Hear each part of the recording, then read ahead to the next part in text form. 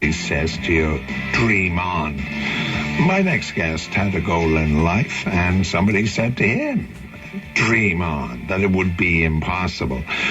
And I must say, when I heard of the goal, I thought it was impossible too. And every person who has remotely a knowledge of golf, or remotely even tried to hit that little 1.68 sphere, knows just how difficult it is. I'm delighted to welcome to the studio to tell me about his dream, John Richardson. John, welcome to the program. Thank you very much. Who told you to dream on? You see, that's the problem. If it had been somebody who you didn't respect, it might have been easier to dismiss, but it was Sam Torrance.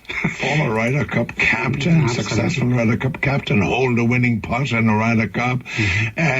He told you to dream on, but you've written a book, of course, and you decide to use that as the title. Well, I think because that phrase stuck with me throughout the whole year so much, it seemed to be the logical title in the end, you know. All right, now tell everybody listening this impossible dream. What was the impossible dream? Well, the impossible dream was to try and break par within a year. I actually just shoot par. Ultimately, I did break par, but I couldn't break 100 to begin with. So I was a classic hacker golfer who really couldn't get round, more than a 24 handicapper.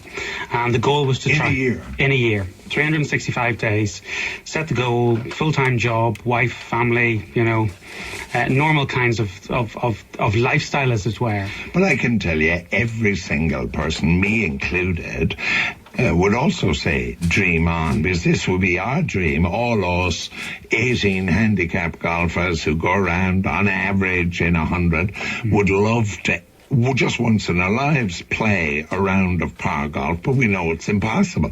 So you have now in the book, almost autobiographically, chronicled the journey, the odyssey.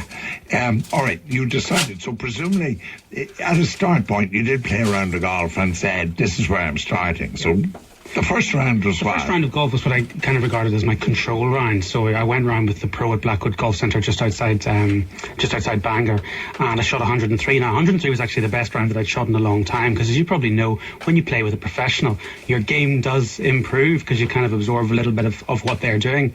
So that was the start. That was the 103, par there is 71. All right, so now you had to knock 32 shots off that. You had to, in effect, knock 2 shots a hole off that within 365 days. Now, even the non-golfers at this stage are starting to get a feel for the size of the achievement.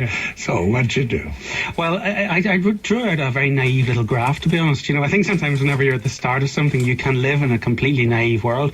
And on my little graph, I worked out how many shots I needed to cut off in what period of time. And I didn't do it in a straight line. I kind of thought, well, I knew to some extent it's going to be easier to get the first ones off, to sort of get to 90, than it is from the ones at the end. So I drew out my little graph, and I expected that in about a month and a half I might be able to shoot a 90, which I didn't do. And then ultimately by October of that year, which I think was 5 months, the goal was to shoot a 78. I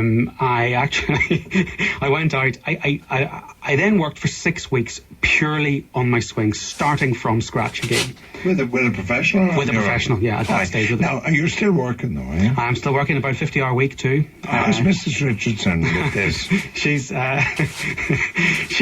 She's okay now. All right. We had our moments. But at this point, she's okay. Yeah, at this point, she is okay. At this point, she's I've done a variety of daft things throughout my life. At this point, this is just another daft thing. So it's sort of... I hesitate to ask you what other daft things you've done, but... Generally businesses. They haven't always gone well. Some of them have and some of them haven't. So all right, okay. She is what is described as a long-suffering woman. She's all right, okay. We get the picture of Mrs. Richardson now. But she's still there, which is the crucial point, that I wouldn't get divorced. She's hanging in there. So you went to a pro who gave you a grip and a swing. Well, I went to a pro who, yes, I naively thought I had some swing. I thought, there's the bare bones there. She's going to come along, tweak this, tweak that, and sort of then I'll be off and on my way. But this is Debbie Hanna at Blackwood. She felt that to try and play a level par round, that I had no option but to go right back to the start. I needed to recreate a ring. Yeah, absolutely.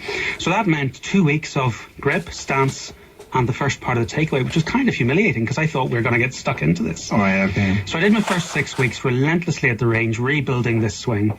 Went up to Port Stewart, just beside Port Rush, as we were just talking about there, and I shot 104.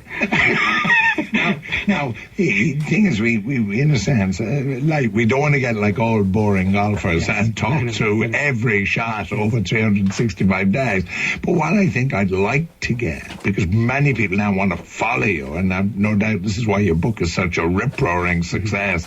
Everybody wants to do what you do. Give me an indication of the work that you put in, like how many balls you hit, how many hours a day, this kind of stuff. Well, I mean, an awful lot of it obviously was fitting it around normal life, so it was a lot of early starts, nearly every lunchtime during the week, trying to get to the range, and then most evenings up at the range or pitching and putting, depending on the time of year, obviously, because it was over that, there's a winter there, we're not in the south of Spain. I had 35,000 golf balls on the range. I had 35,000 golf balls in short game practice. I practiced between 15 and 20 hours a week, just constantly cramming this time in, and there's a huge amount of time putting on the mats at home, that kind of thing. Any books or videos that were a particular help? I read 60 books on golf during the year. I got an awful lot from all the Bob Rotella books. He seems to write about a book every year with basically the same theme, and I mean no disrespect to him. Any video? Sevi video, I watched the Sevi short game video, which I bought for £1 on eBay. I watched 20 times because, if there's somebody to try and model your short game on, Sevi's the man. But okay, we've got the 35,000 balls, we've got lunchtimes and evenings and 20 hours a week and 60 books and Sevi's video 20 times. But what about the mind? What did you do about the mind? Well, the mind, I struggled, I have to say. I had highs and lows. I had my head in my hands a lot, and I worked with a number of folk. There was a couple of guys in the States who sort of recognised that I was, because I blogged this on the internet at the same time. Okay. And what you find is very often that some people are carrying on that dream on, you'll never do it line, but then you find some people who think this is quite interesting, let's try and help this guy. So there was a couple of individuals in the States who helped me, a guy called Dr. Kerry Mumford, who was brilliant. Which is psychology. Sort of, yeah. And then there was a guy in England, a guy called David Walters, who helped me tremendously towards the end. And he helped me with a process called EFT. EFT, it's an odd sort of thing, it's tapping, but it's really getting into what the things there that were holding me back.